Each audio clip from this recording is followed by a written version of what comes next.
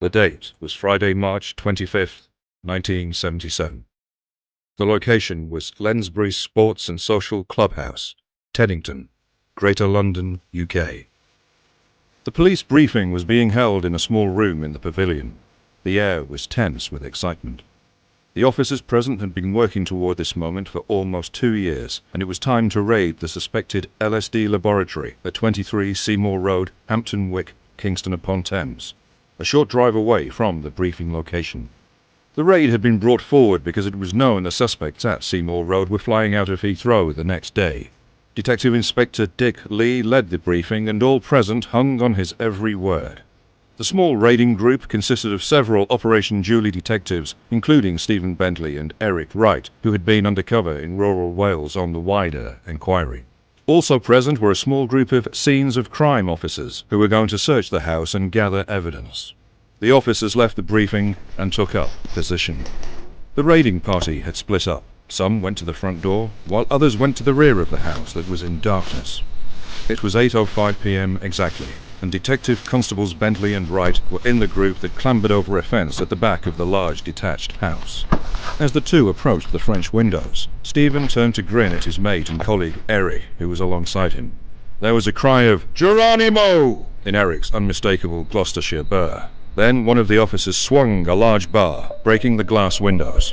There were shouts of, "Police, stay still, don't move!" But officers could hear people running, scurrying around like giant mice. It was mayhem for a while. It was a little scary. What would they find? Would there be resistance or violence? What would happen next?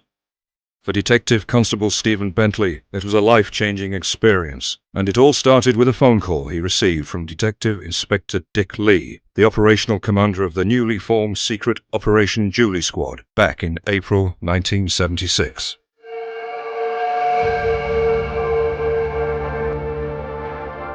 The following podcast is brought to you by True Crime Investigators UK. But who are they? John was a police officer for 30 years, working locally and nationally as a detective. Sally was also a police officer for 12 years, and then retrained as a lawyer and practiced in criminal law. Now they're both retired and review cases of interest, some solved, some undetected.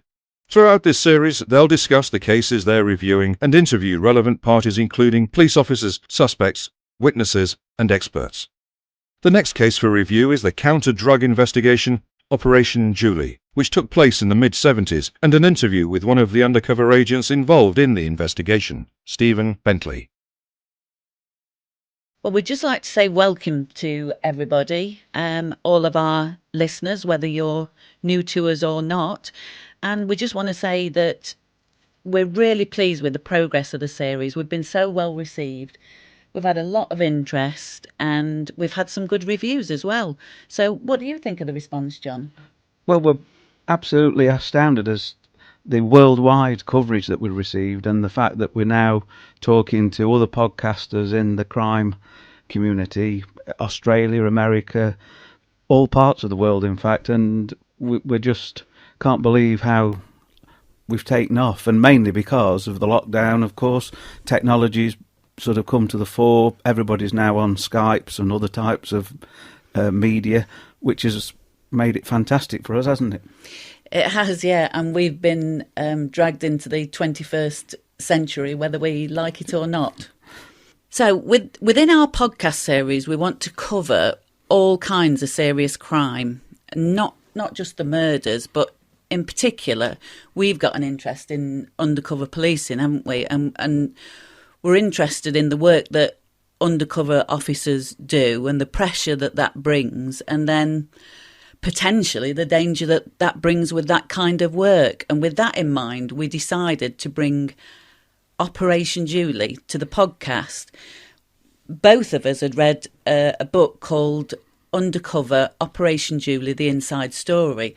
And that was a really fascinating book written by one officer who was involved in Operation Julie, and his name's Stephen Bentley.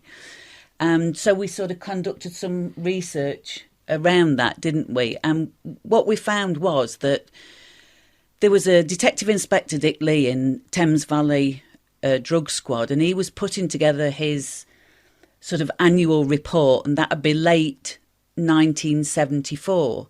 And he realised that there was some kind of anomaly in that his undercover officers were very active in the pop festival scene, and regularly they were being offered amounts of LSD, and considerable amounts of LSD.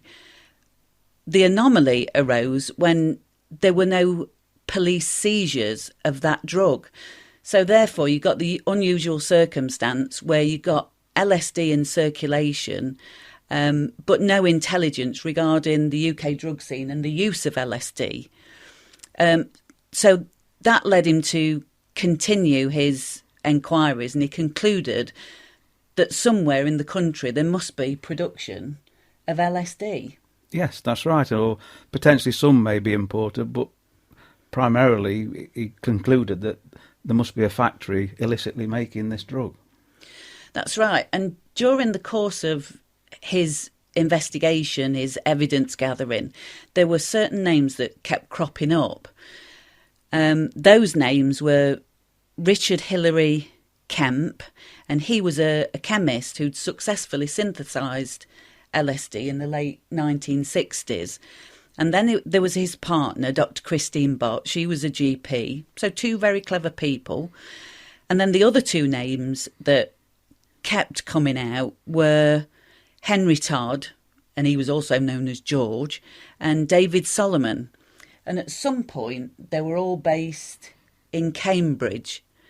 And then, for whatever reason, this group split up, and Richard Kemp and Christine Bott and David Solomon moved to rural Wales, and Henry Todd set up his operation in Hampton Wick in London, and he recruited another chemist called Andy Munro. So I think it's important right from the outset to know that at the time that Dick Lee was getting his Operation Julie team together, there were actually two groups, both involved with the production of LSD, one in Wales and one in England. But in the background, they knew each other and had split away. And of course, at this time, Dick Lee and the other police officers that subsequently took part in Operation Jubilee, they didn't or wasn't aware of any of that. And that's where Stephen Bentley and others put the jigsaw together to the conclusion of the arrest at the end of the day. That's right. So that's how we came to Operation Julie, and all that research that we've done piqued our interest, and we started to put the Operation Julie podcast together. We were really lucky to be able to locate the author of the book, Stephen Bentley, and he was one of the undercover officers seconded to Operation Julie, and we spoke to him about his role in the operation. The first part of his involvement was as part of a surveillance team in Carno in mid-Wales, and that was on premises suspected to be Kemp's LSD factory. And then the second part of his involvement was his infiltration of those involved in the distribution of the LSD. So over the next 4 episodes, Stephen's going to guide us through his part in Operation Julie. He now lives in the Philippines, doesn't he? And yes. Sadly, the podcast coffers didn't stretch to a flight to the Philippines, so we had to use Skype.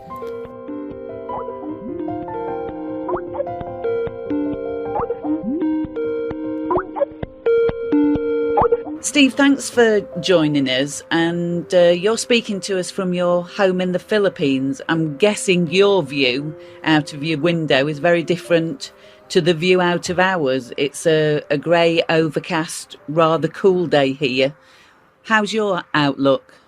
Well, first of all, thanks very much for having me. And the weather is, it's been cloudy, quite a bit of rain. We're suffering from the second tropical storm in the past week. The first one was a bit of a mess. It was a typhoon, actually. Now the second storm is coming through right now, but it'll soon clear up. And hopefully the worst of it will leave us alone. So your outlook is grey and overcast and pretty much the same as ours then? It is, but I'm sure that we'll see more sun than in the United Kingdom. So what inspired or motivated you to become a police officer?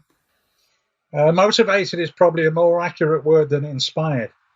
The bottom line is I needed money. I was 16, 17. I was still at school at 17. And I was getting to the age of girlfriends and wanting more money to go and watch football and stuff like that. Although my father was a police officer for many years. At the time I joined the police force, he was a police officer and inspector in Liverpool City Police. And I actually joined the Lancashire Police instead, which of course was a neighbouring police force to Liverpool City Police.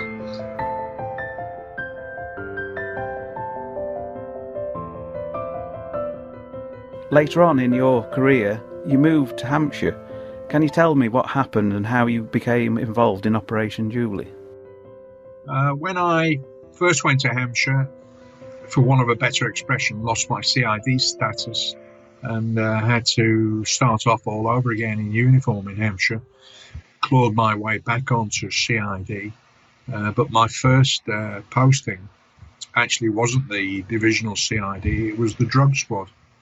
And I did a few drug busts with the Thames Valley drug squad. And that's where I first met Dick Lee, because the top end of Hampshire butts up onto the Royal County of Berkshire. So we did a few, obviously, drug dealers cross boundaries, and we did a few joint operations and a few joint busts. And I got this phone call telling me that Dick Lee wanted to speak to me, and it was all kind of hush-hush. And he was putting this operation together that had got the blessing from the Home Office. So, it was all very intriguing.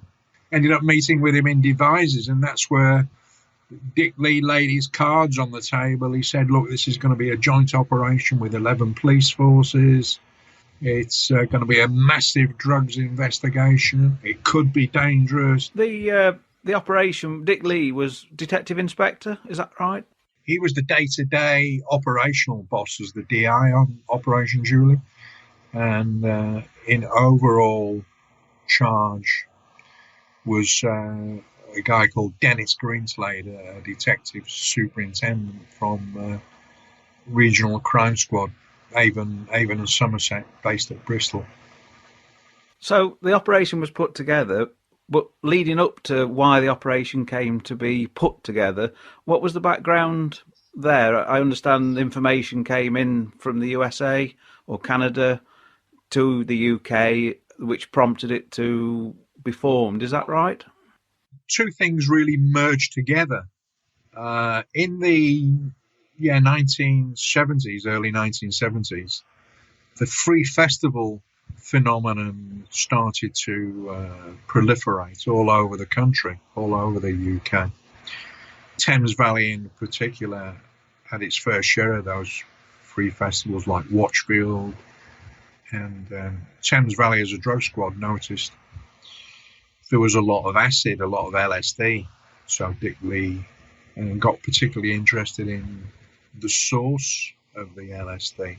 The other prong, if you want, the two-prong background is the LSD scene had been going on a long time before the two laboratories in Britain. It had been going on back in the States, I think I'm right in saying, since the 60s. People like Owsley, who was one of the first renowned LSD chemists, and then the famous or infamous Brotherhood of Eternal Love, which was all to do with Timothy Leary. There were other guys in the background in America at that time, a guy called Richard Stark, a guy called David Solomon, and Solomon got involved with a character called Jerry Thomas, and Thomas was busted in Canada with quite a large quantity of hashish, and under Canadian laws at the time he was facing a life sentence. The upshot was the Canadian authorities made contact with the Metropolitan Police because Thomas wanted to give information about what he called the British gang, or the British microdoc gang, which was in fact Kemp, later which turned out to be Richard Kemp. And he also referred to somebody by the name of George. It took a long time to find out who that George was. George was in fact Henry Todd. And as things developed over time, Henry Todd became the head honcho at the Seymour Road LSD laboratory, and Dick Kemp was doing his own thing, first of all in Cambridge, and then in Wales. And when it was discovered Kemp had been involved in a road crash near Machynlleth in mid Wales, I think it was Richard Parry from the local drug squad went to Machynlleth to examine the Range Rover, and they found this scrap of paper in the rubble at the back of the smashed up Range Rover, Kemp's Range Rover. He'd killed somebody in a road accident, and the vehicle was still impounded. And this scrap of paper, when pieced together, made up a base ingredient that was needed in the manufacture of LSD. So all these things were instrumental in Operation Julie under Dick Lee getting off the ground. And if it hadn't been for Dick Lee's insistence and determination, it would never have kicked off. It would never have started. And how many initially, how many police staff were involved in Operation Julie when it started? When it started, and it stayed static for a long, long time, it was 25. How did it get the name Operation Julie? I wasn't there at the time, but I'm told reliably that one of the very first meetings that the operational commander Dick Lee had at Devizes with a few of the early detectives, probably a few weeks before I joined the squad, a woman police sergeant called Julie Taylor walked in with a tray of biscuits and a pot of tea. Obviously, probably one or two ribald comments. Bear in mind, this is the 70s, not PC days that there are now. Dick Lee said, "Okay, that's enough, guys. Knock it on the head." And the operation was called after Julie, Operation Julie, Sergeant Julie Taylor of the Wiltshire Police Force. So there's no other reason than that a spur-of-the-moment decision was made on the spot there? Yeah, the lovely Julie Taylor came in and served tea and biscuits, and that was it. And, of course, had a song named after her. Julie's working for the drug squad. That's right.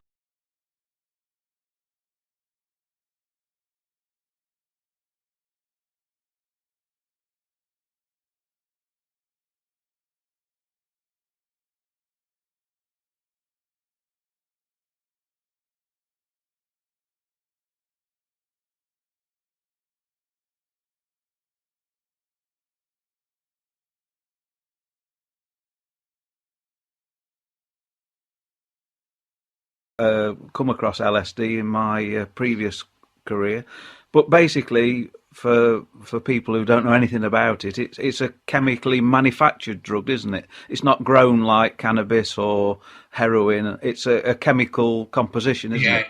It's a chemically manufactured drug, for want of a better expression.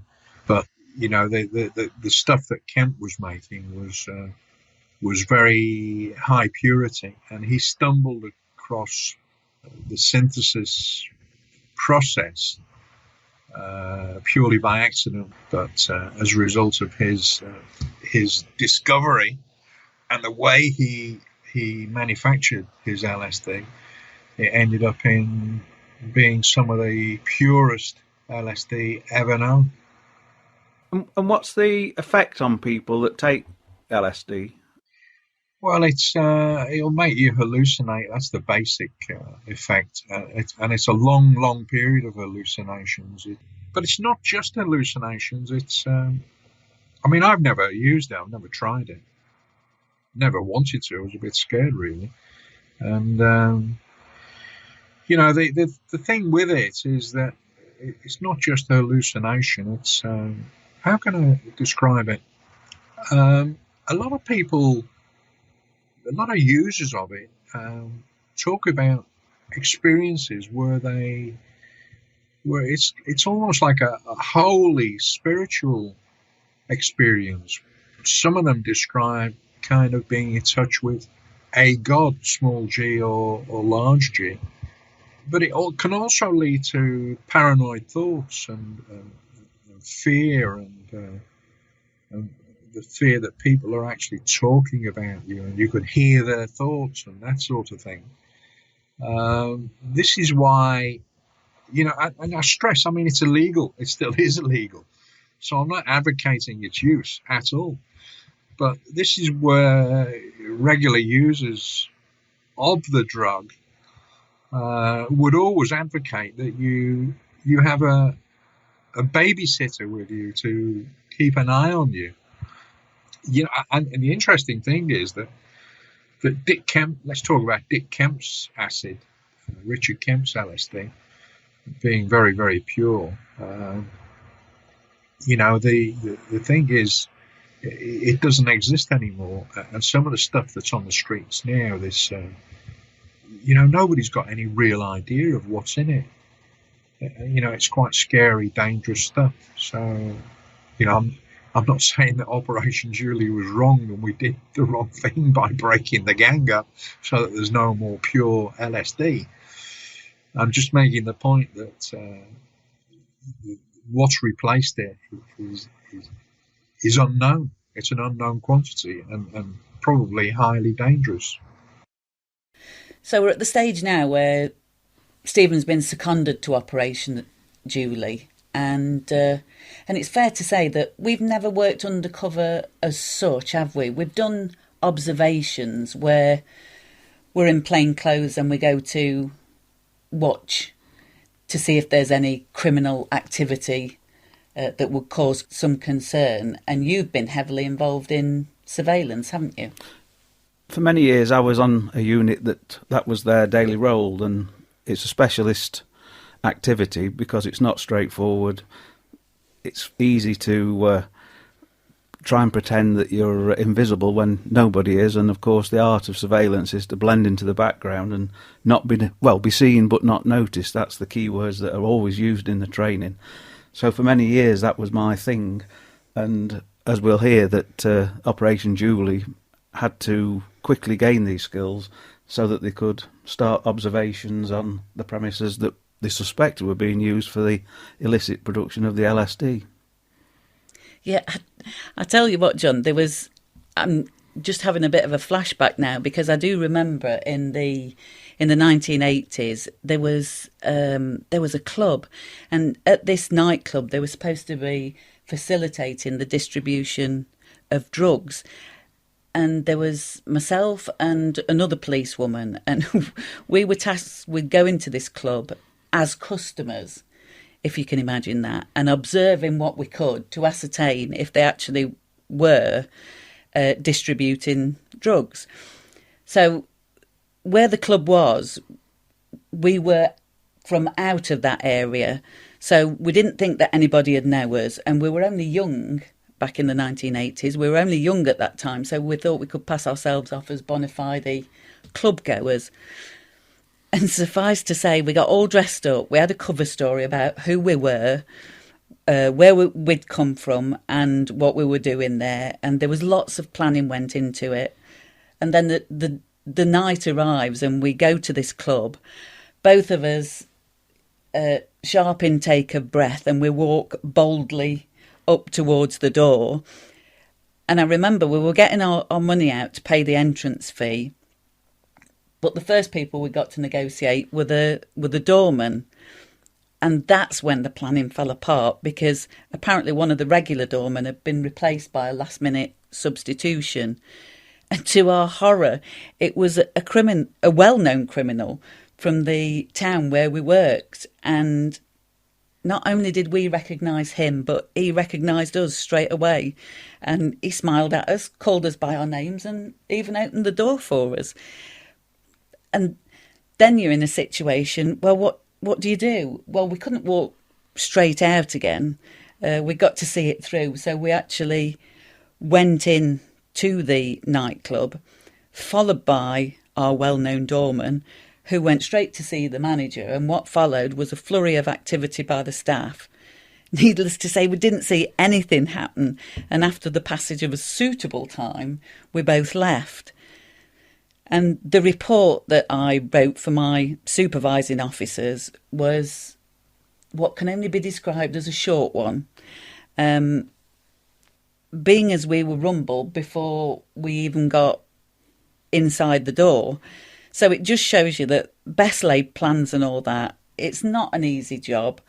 And all the planning in the world won't save you if that unexpected element happens.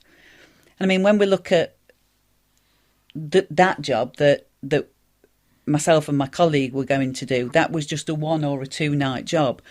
But what Stephen was going into was something completely different. So if I can move on from my reminiscences and flashbacks and get back to Stephen, after Operation Julie was set up, what were the next steps?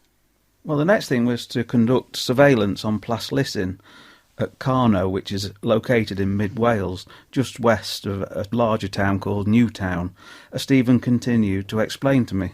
My first operational brief was to form part of a small surveillance team at Plaslissin. And what happened from the initial stages when you set up? Plaslissin is a large mansion house, or it was in those days. I believe it still is, but it's been now renovated and split into flats, I believe. But in those days, back in the 1970s, it was a large mansion house set back from the main road with fairly substantial grounds enclosed with a wall, enclosed by a wall, I should say. So the first thing we had to do was find out an observation post. And the observation post turned out to be an old caravan, which I think one of our Welsh members managed to scrounge. But yeah, so it was a very small team, and we kept Plaslissin under observation, as I say, 24/7. When you were keeping observations and surveillance in the caravan, what cover story did you have ready in case you were asked why you were there? The cover story we had ready and we set up was that we were surveying the land. We were land surveyors.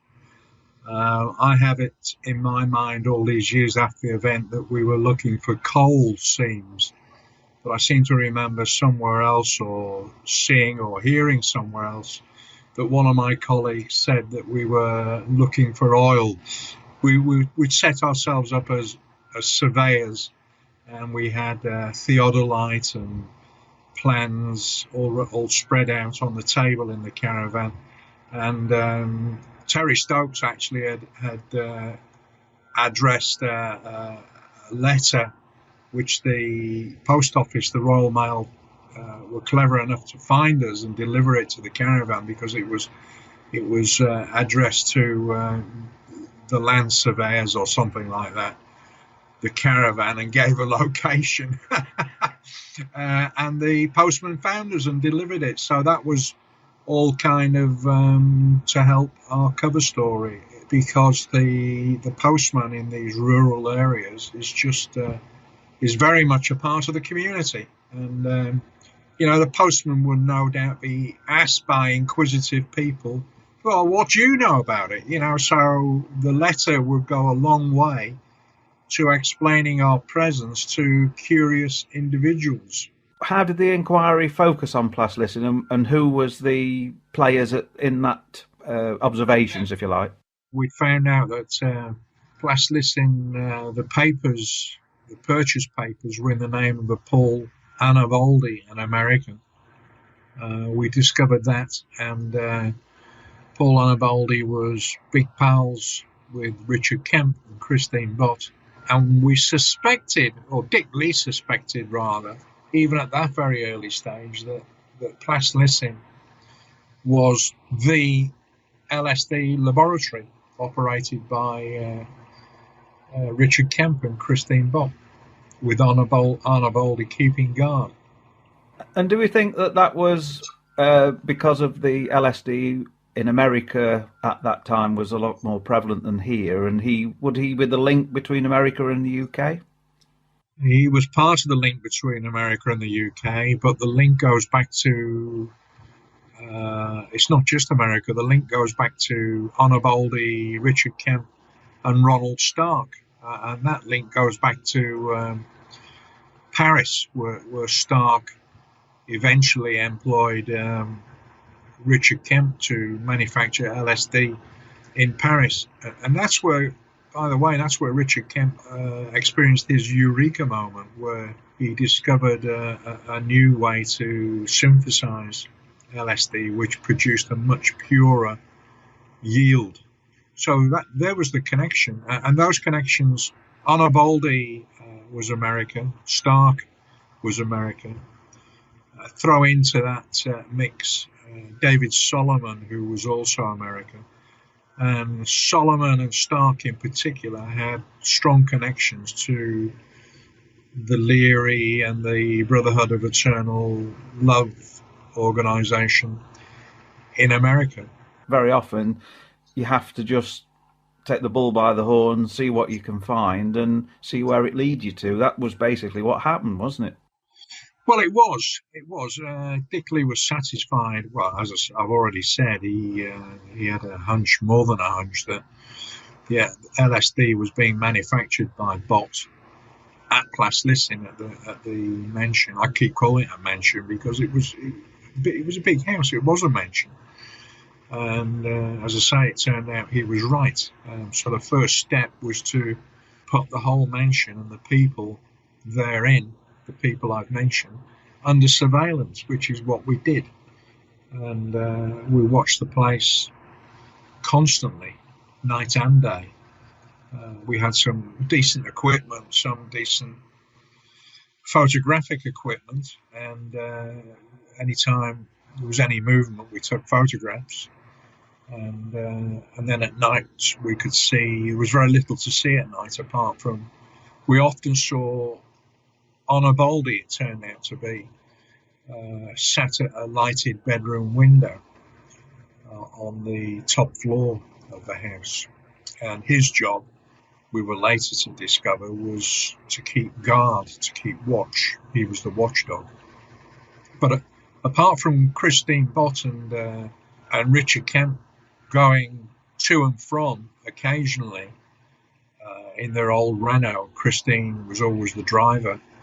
Apart from that kind of activity, there was little else going on. There was very little to see. It was just a question of constantly watching and logging any events at all. But sometimes Kemp would stay there for 2 or 3 days, and obviously what he was doing, well, we know what he was doing. Well, we later discovered what he was doing. He was actually cooking the batch. He was making the LSD while Christine went off and left him to it. And the laboratory was down in the basement. And that stopped any fumes affecting anybody else in the household, which is one of the reasons why Christine didn't stay there. She just left him there. And that's why Onaboldi stayed out the way, more or less on the top floor all the time. And Kemp did make a point of saying after his arrest that he insisted that nobody else was in there because of fumes, and he didn't want people getting high on LSD. So you're maintaining observations at Plaslissin, and how long did they continue for? Yeah, we were there for several weeks. I think it was something like 4, 5, maybe 6 weeks. We were using the caravan for surveillance on Plaslissin, and then it became obvious that the production run was over because they were clearly packing up and moving stuff, moving equipment. Dickley surmised that the production run was over, and then there was a dilemma. Well, production run's over. What do we do here? Do we go in and bust them, arrest them, and find the remains of the LSD laboratory and probably find an awful lot of pure LSD as well? And Dickley took the decision, quite rightly in my view, but that's easier said with hindsight. Dickley took the decision to let things carry on running because our brief was to take out not only the LSD laboratory, and again I stress at this stage we only knew about one, not two, and to take out the distribution network. Well, we were nowhere near the distribution network at this stage, so we just watched as they packed up and left.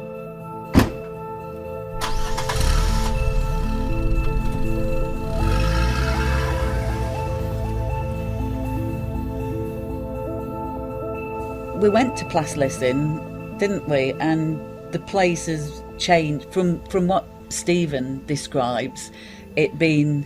I think he describes it as a mansion house, yes. And in the middle of nowhere, and it's changed somewhat now, hasn't it?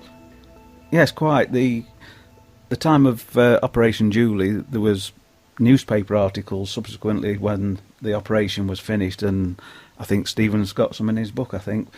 We visited to see what was there now and if anybody would talk to us, didn't we, and knock on the door and make ourselves known. Unfortunately, there was nobody there, and we subsequently learnt, I think, that they may have been now converted, some of it, into flats. But the most striking thing was that the description given in the late 70s was completely different now, because like a cul-de-sac of new bungalows had been built just in front of the house, so it was completely out of character of this isolated large house that was what happened when Operation Julie took place. Yeah, and Plaslissin is no longer the isolated rural house in that location, is it? It's got this estate in front of it of small bungalows. Yes, you can see why at the time, when you visit, that would be an ideal location to conduct illegal activities. It was well out the way, stood on its own, in its own grounds, and the chances of being discovered accidentally were very slim, and that's no doubt why they chose that place.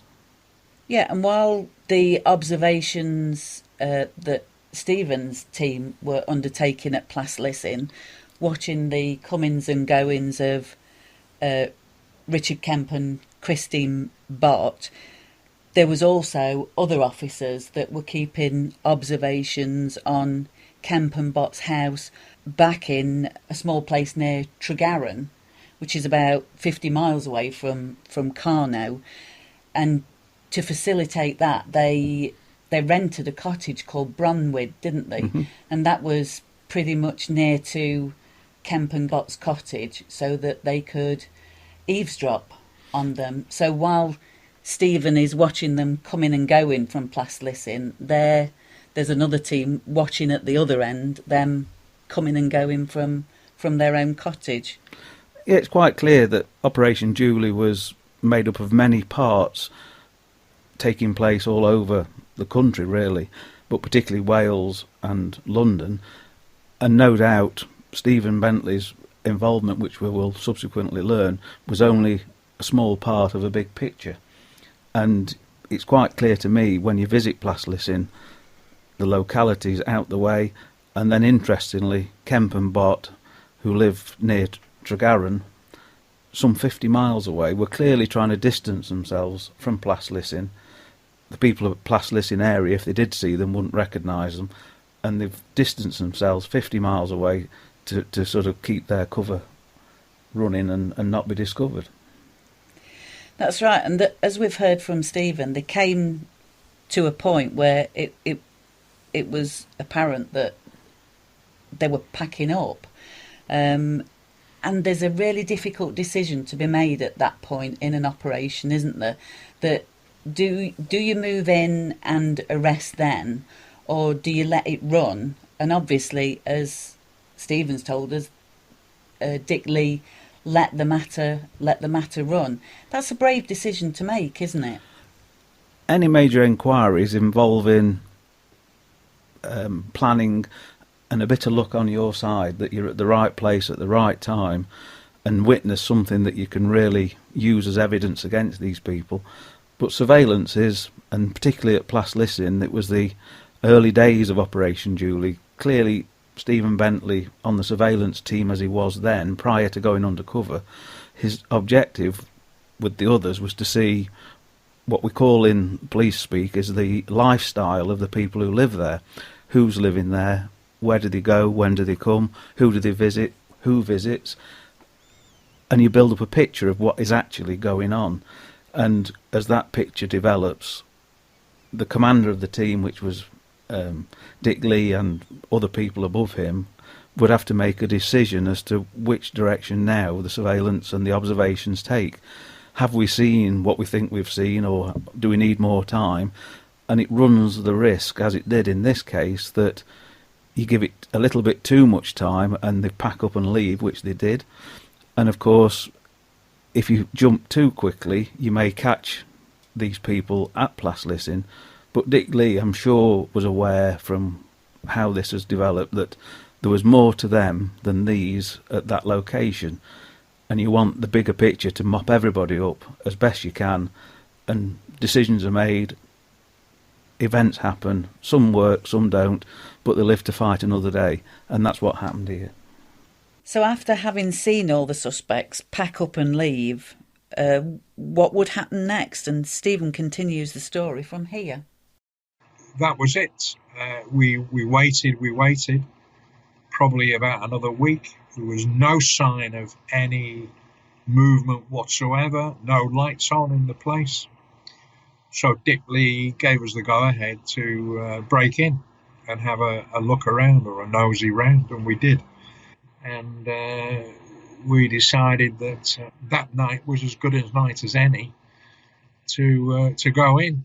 So we were skulking around there, hiding. It was pitch black night, no moon or anything.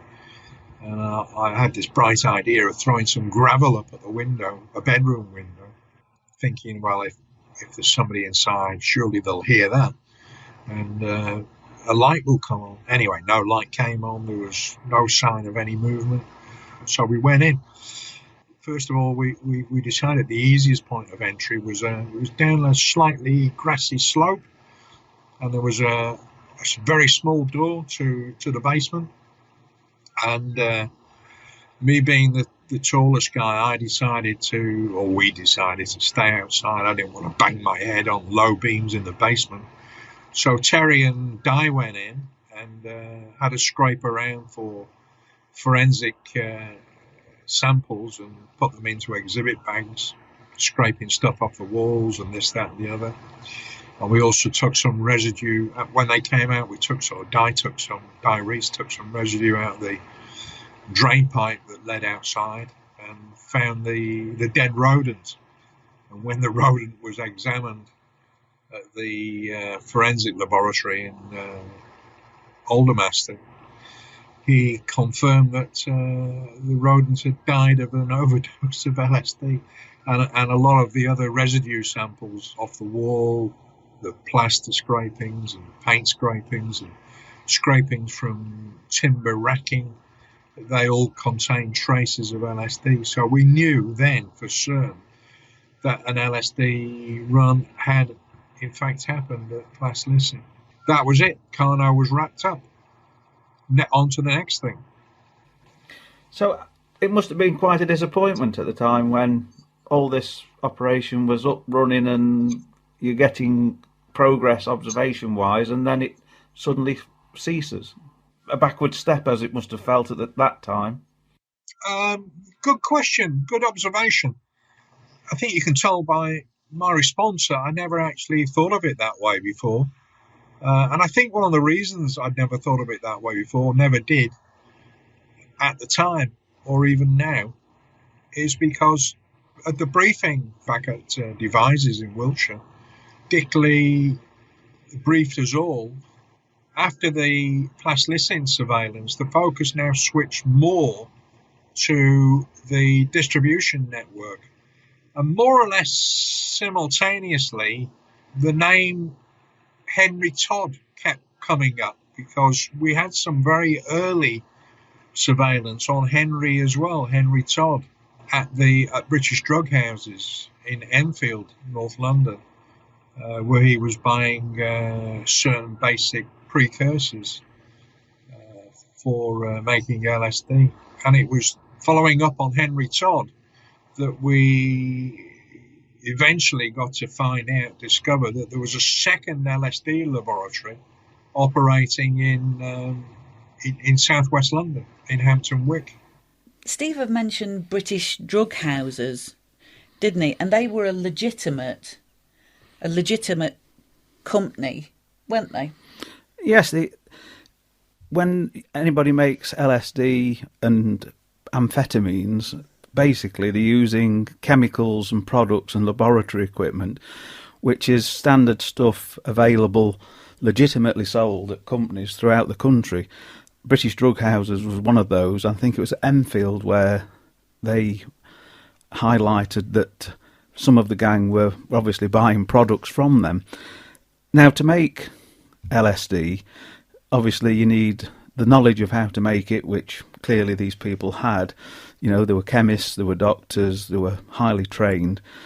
But when you actually look at the manufacturing process, it's clear that it's not easy to make LSD. You need the knowledge and the equipment. You've got to have a laboratory, all the glass files and bubbling water that you see on films. And of course, to make it, you need acids, solvents, reagents, and many other chemicals, which you can buy quite legitimately.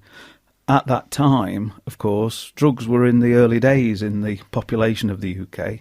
It was sort of not common as it is now. So chemical companies probably sold the products which now they couldn't do because they are restricted. But then it was different. These companies didn't do anything wrong. They sold products to people, and they may have spun a story that they were chemists, they were working on, all sorts of projects.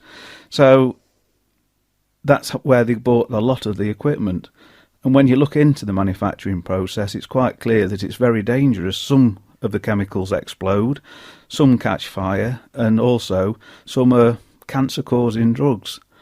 So basically then, British Drug Houses were a legitimate company, legitimately selling equipment, and these characters were buying the equipment and using it for an illegitimate purpose. Absolutely. I mean, when we going away completely from drugs and Operation Julie, in the days of the IRA, of course, they used fertilisers, which was readily available to farmers, gardeners, and all that sort of people. But they found a way of making bombs. There was no restriction on buying fertiliser, and equally for this LSD, most, if not all, the chemicals could be bought from British drug houses and others quite legitimately.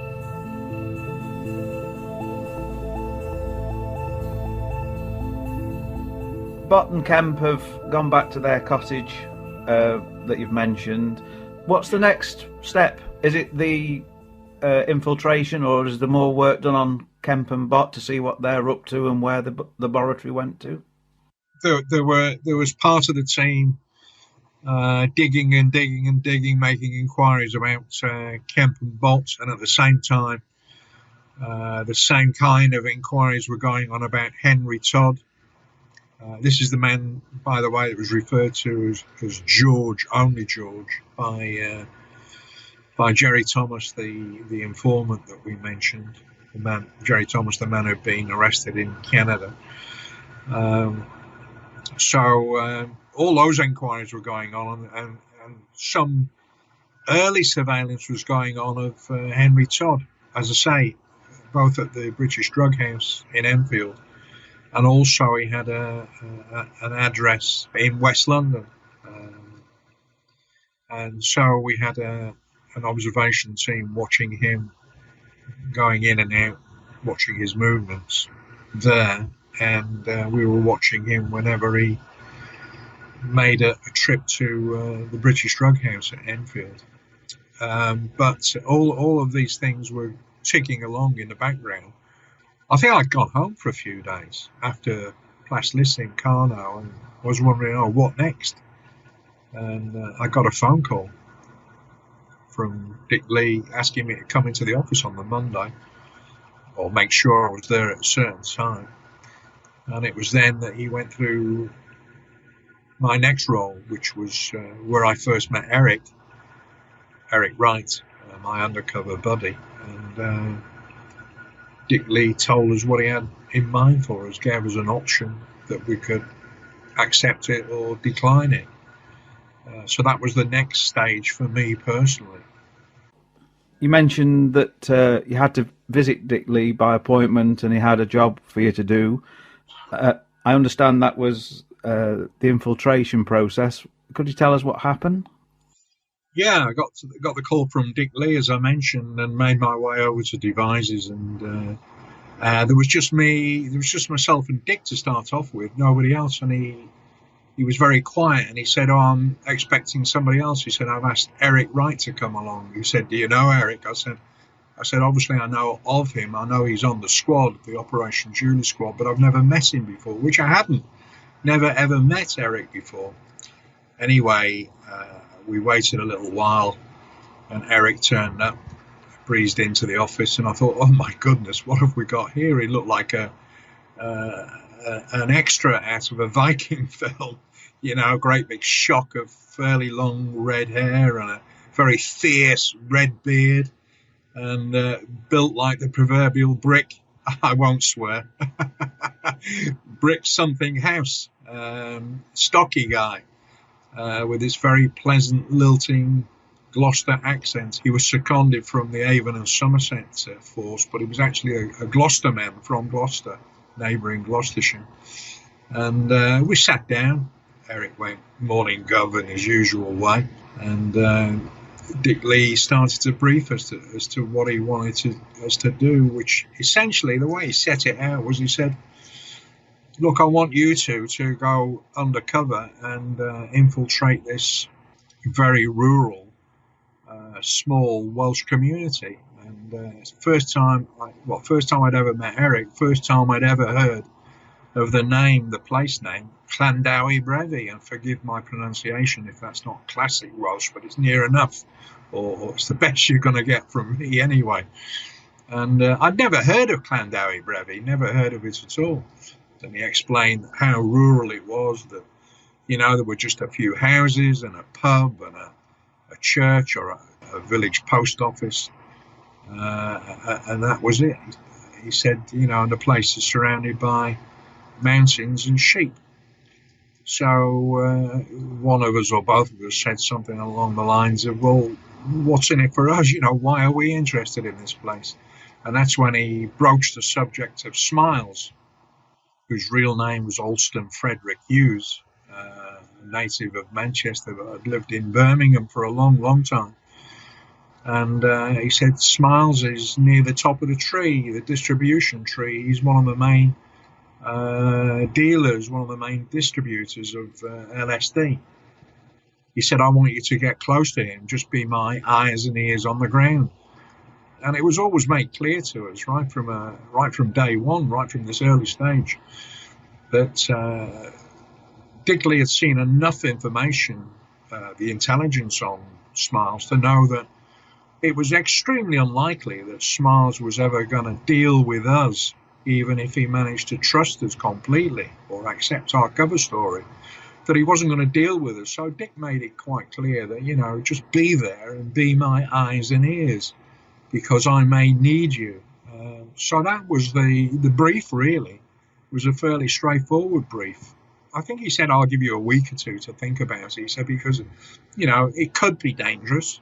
And so I think with those words, that sort of hooked me in, really, because I was 29 at the time, Eric slightly younger, I think he was 27, and being 29 and daft, somebody says, "Oh, it could be dangerous." Yeah, okay, you're a little bit worried, but the adrenaline starts flowing, and this is what I joined the police for, for these exciting moments. So I was hooked, really. So we didn't need a week or 2 weeks. Eric and I went off to another little office somewhere. We chatted for a few minutes, and I thought, yeah, I like this guy. I can get on with him. It's not going to be a problem working undercover with him. And we both laughed and smiled and said, "Should we just go back in and tell him?" So we did. So we went straight back in, and we said, "Okay, we'll do it."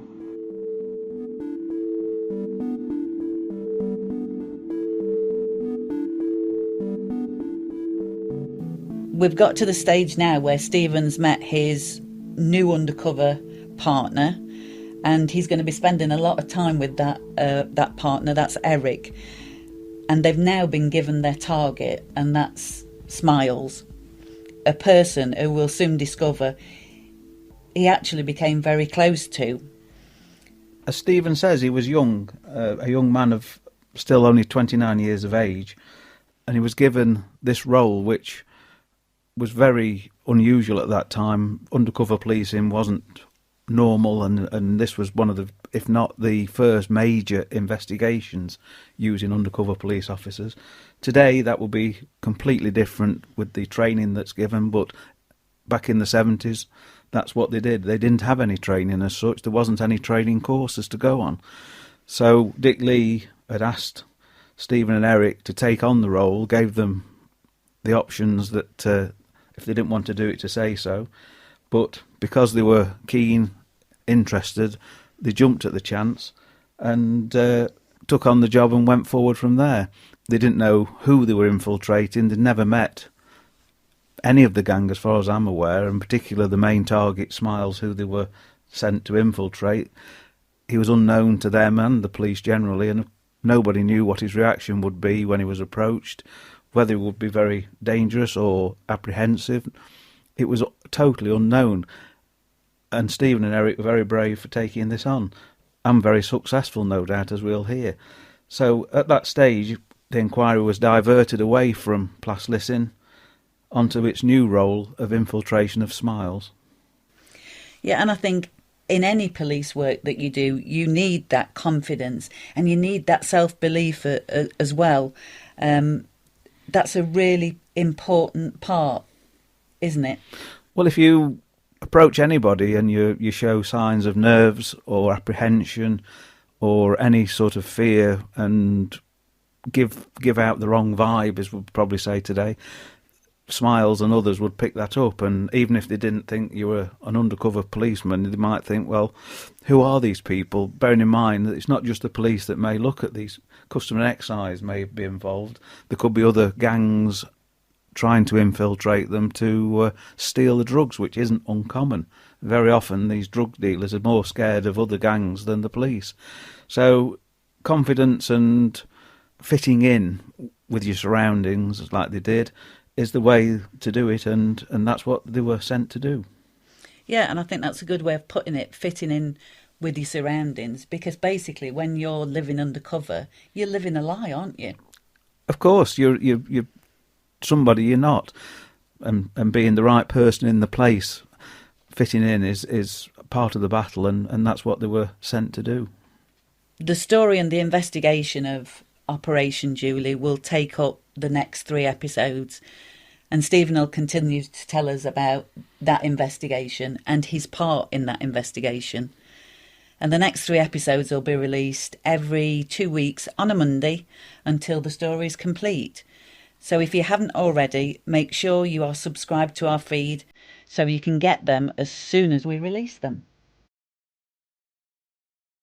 We'd also like to tell you about an exciting new event that we're both involved in, and that's CrimeCon UK, the world's #1 true crime event. And it's coming to London on June the 12th and 13th of 2021. You can get inside the mind of serial killers and psychopaths. You can learn from leading criminologists, hear from the families and survivors, meet your favourite true crime podcasters, immerse yourself in forensic science and delve deeper into unsolved crimes. CrimeCon is the ultimate true crime weekend, partnered by Crime and Investigation. We'll both be there alongside other amazing true crime podcasters. So why not come, talk to us and ask us questions about this show and the different subjects we've covered.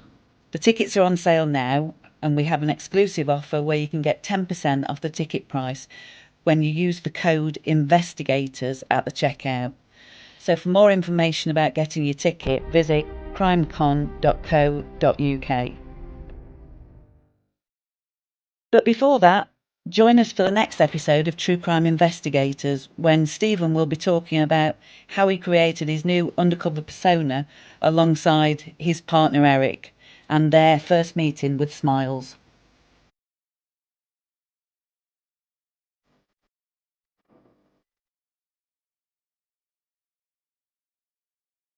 Thank you for taking the time to listen to the True Crime Investigators UK podcast. This show was researched, produced and presented by John and Sally. The narrator was Richard Ashwell. It was edited and produced for Cornucopia Radio by Peter Beeston. The excerpt at the start of this episode was taken from Undercover, Operation Julie, The Inside Story by Stephen Bentley and was used with the kind permission of Stephen Bentley and Worldmark Films Limited for exclusive use on this podcast. We are asked to advise that any further use of any part of the excerpts by any means whatsoever is not permissible.